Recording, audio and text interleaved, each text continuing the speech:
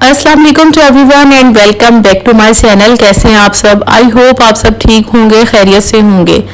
तो जी बहुत ज़्यादा गर्मी बर्दाश्त करने के बाद जब इस तरह का खुशगवार और बरसात का मौसम शुरू होता है, हर तरफ तेज़ बारिशें और बूंदाबांदी शुरू हो जाती है, तो ये मौसम बहुत प्यारा लगता है।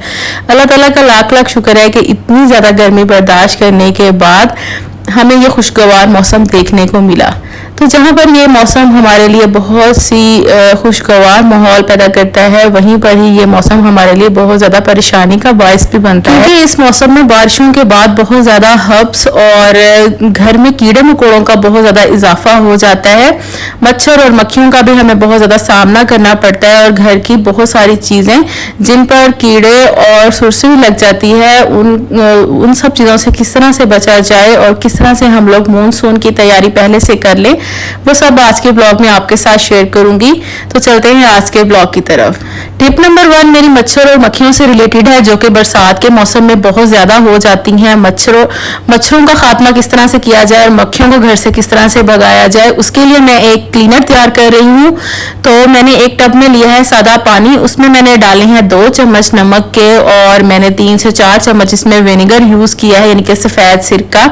उसके बाद मैं थोड़ी सी इसमें सर्फ ऐड कर रही हूँ और सर्फ डालने के बाद आप जो घर में नॉर्मल फिनाइल यूज़ करते हैं आप वो डाल लें। अगर आपके पास फिनाइल नहीं है तो आप फिनाइल की गोलियां भी इसमें इस्तेमाल कर सकते हैं। तो ये सब चीज़ें डालने के बाद आपने इसको अच्छी तरह से मिक्स कर देना है और जो रेगुलर आपके घर में मॉप लगता है, आपने उस मॉप को इस क्लीनर में थोड़ी देर के लिए डिप करके रखना है और उसके बाद आपने इस क्लीनर को अच्छी तरह से इस मॉप में से निचोड़ देना है। निचोड़ने के बाद आपने इसको अपने फर्श पर अप्लाई करना है। आप यकीन करें कि जब आप रेगुलर अपने घर में ये वाला क्लीनर यूज़ करेंगे तो आपके घर में मच्छर और मक्खियाँ खुद ब खुद भाग जाएंगी, क्योंकि इसमें ऐसी ताकत है कि मच्छर और मक्खियाँ फर्श पर नहीं बैठ सकती, क्योंकि उनको मक्खियों को खुशबू से एलर्जी होती है।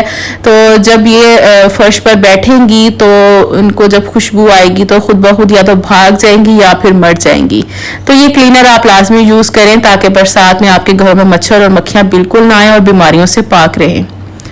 अच्छा, टिप नंबर 2 ये है कि आपकी जो घर की मेन इंट्रेंस है वहाँ पर आपने कोई रग, कारपेट या मैट आपने लाजमी वहाँ पर बिछा कर रखना है, क्योंकि बरसात के मौसम में बाहर सड़कों पर बहुत ज़्यादा डस्ट और कीचड़ होता है, जिसकी वजह से हमारे शूज़ जो हैं वो गंदे हो जाते हैं, ख़ासतौर पर मर्द हजरात के। तो इस तरह से आप किसी भी कारपेट या रग का इस्तेमाल करें ताकि उससे आप पाँव साफ करके घर में इंटर हों और आपका घर भी नीट एंड क्लीन रहे।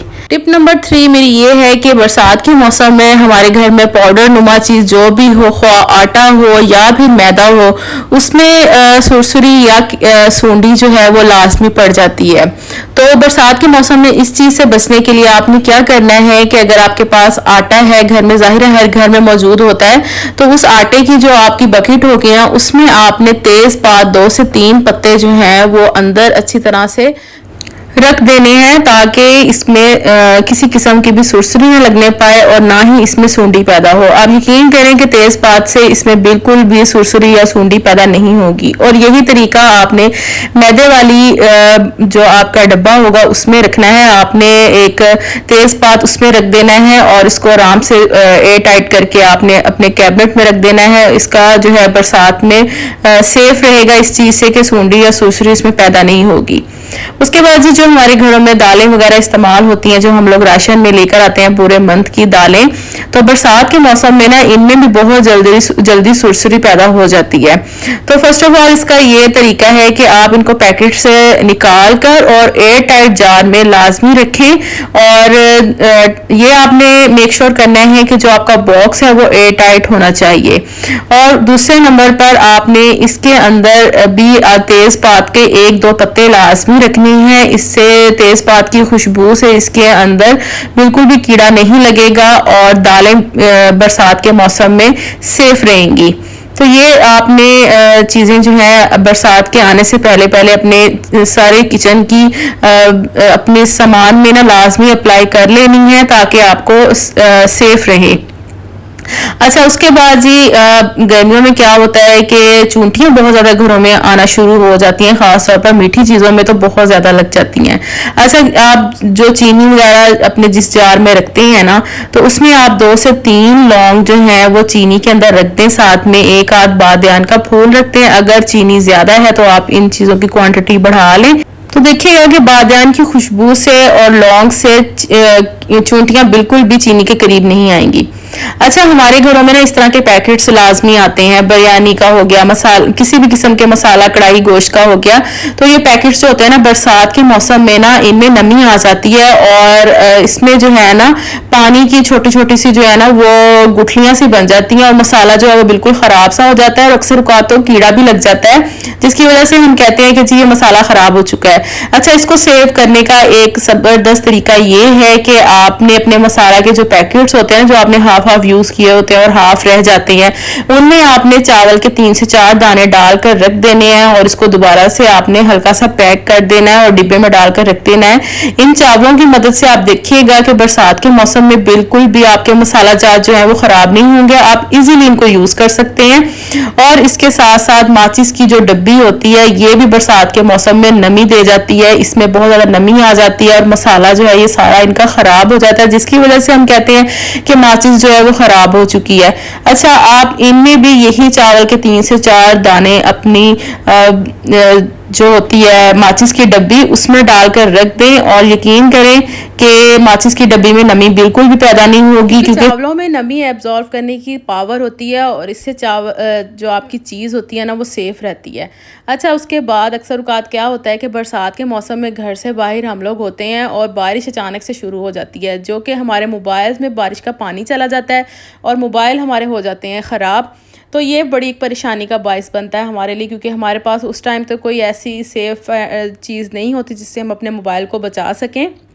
तो उसके लिए हम लोगों ने करना क्या है कि चावल ले लेने और जिस मोबाइल में आपके पानी गया है उसको आपने अपने चावलों की बकेट में 6 से 7 घंटे के लिए बगैर ऑन किए छोड़ देना है। चावल इसका पानी सारा सोख कर लेंगे और आपका मोबाइल बिल्कुल ठीक हो जाएगा और आपको किसी किस्म की परेशानी भी नहीं होगी।